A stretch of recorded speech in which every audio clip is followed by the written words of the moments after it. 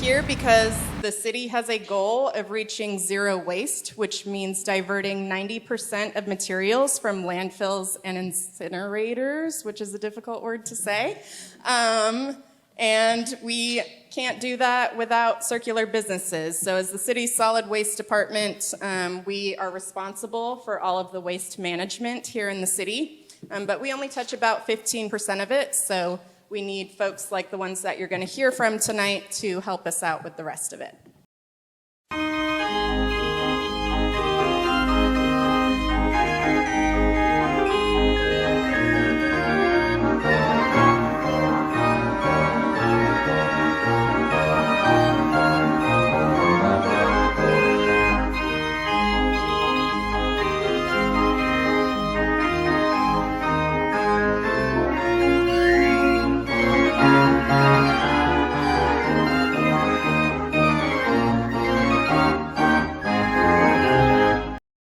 There's still a big gap in the market and in waste when it comes to styrofoam or EPS. The reason being that there's a lot of use cases like insulation and construction and protection that need materials that are built to last. But see, this puts us in a conundrum because on one hand, you need a house built with styrofoam panels that are not going to biodegrade, but then at the end of their life, you end up with landfills full of EPS or styrofoam.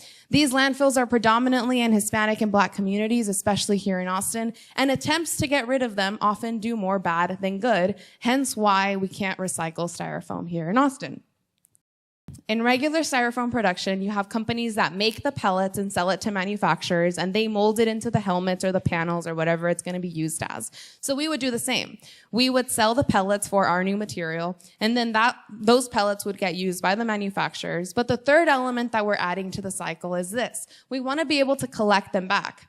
Y'all know, like, my grandma used to collect the cans and stuff and sell them. We want to empower people in our communities to do the same, whether it's at a construction site or at a bike shop or whatever it is, so they can collect that material and have a new revenue stream, sell it back to us. And the reason why it's convenient to us, it's because the circularity gives us really good numbers. So we're enabled by making it for $1,000 a ton and selling it for $1,800. We have the margin availability to pay equitably for the material collection to put it back in the cycle.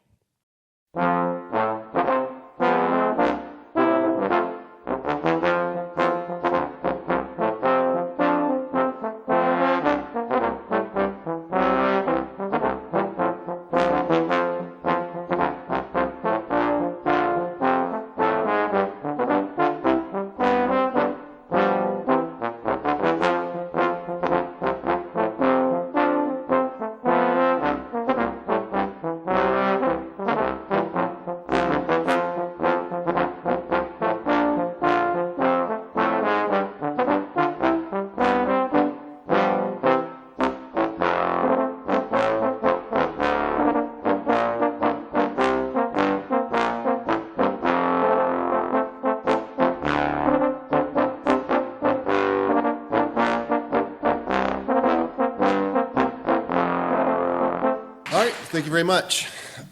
So we are FitDel. We're Austin's circular fitness equipment rental company. Our mission is very simple. We are keeping premium fitness equipment in use and not in landfills. We've been delivering, installing, and maintaining premium equipment for Austin homes for over 12 years. So the problem that we have per the EPA is that only about 6% of fitness equipment gets recycled in the US. So that means 94 of it winds up in landfills or gets incinerated.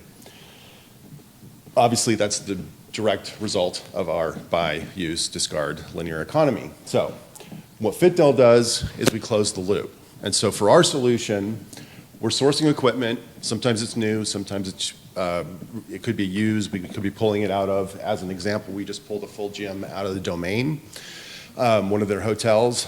All of that equipment, weights, treadmills, ellipticals, et cetera, was headed for the landfill.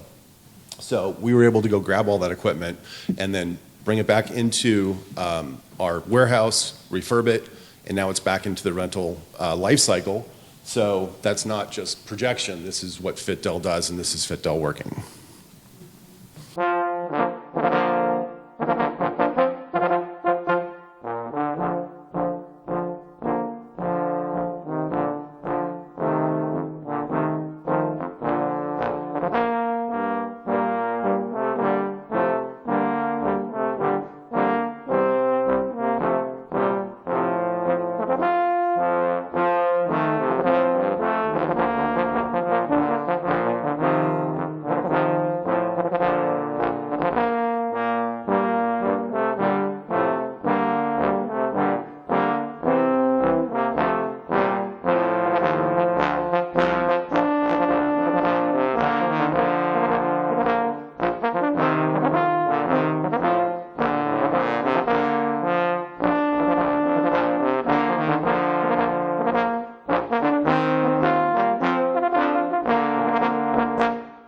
Hi, y'all. I'm Libby, and I started Pickle Envy.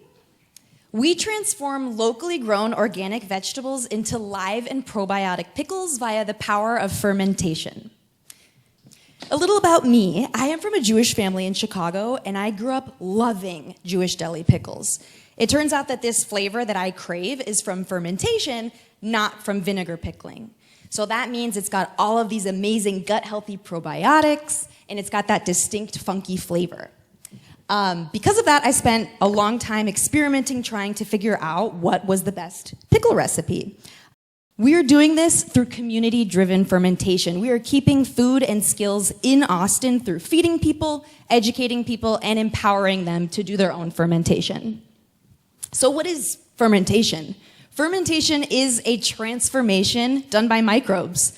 This is the same thousands-of-year-old process that turns milk into yogurt, it turns grapes into wine, and it turns cucumbers into pickles. And we don't just do cucumbers, y'all. For example, last fall, a bunch of our farmers risked losing hundreds of pounds of tomatoes and thousands of dollars in profits because of a freeze. So instead of wasting all of this product, we bought it up and we transformed it into one of our best-selling products. You'll have it in front of you, our sour green tomatoes. All right, without further ado, the winner of tonight's Circular Showcase Grand Prize of $10,000. That's right. Go ahead and make a fake drum roll. Pickle Envy.